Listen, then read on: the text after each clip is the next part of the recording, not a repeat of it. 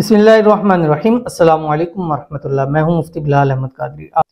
किसी को भी अपना आशिक बनाने का ख़ास अमल, दम करें, तसव्वुर में या तस्वीर पर फूंक मारें, महबूब सारी ज़िंदगी के लिए आपका ग़ुलाम रहेगा। इस वजीफ़े को आपने रात सोते वक्त मैं इसलिए देता हूँ कि सुकून का टाइम होता है, और कोशिश करनी है रात 1 से 3 के दरमियान आपने करना है। 1 से 2 करें, 1 से 1:30 करें, 1:30 से 2 करें, यानी 1 से 3 बजे के दरमियान आपने वजीफ़ा करना है। तस्वीर है उसको सामने रख लें, बिल्कुल मोबाइल पे वो फिर बंद ना हो, ठीक है। ऐसा कर लें कि वो चलती रहे तस्वीर, और उसका मतलब चलने का मतलब ये है कि लाइट उसकी ऑफ ना हो, ठीक है, नज़र आ रही हो।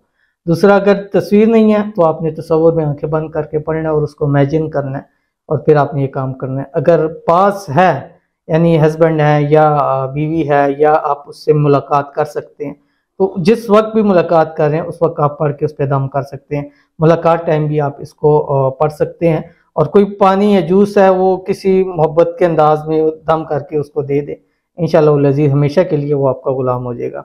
आपने करना क्या, अल्लाह ताला के 2 नाम है जो आपकी स्क्रीन के ऊपर आ रहे हैं, या वदूदु या कबीरु, ठीक है।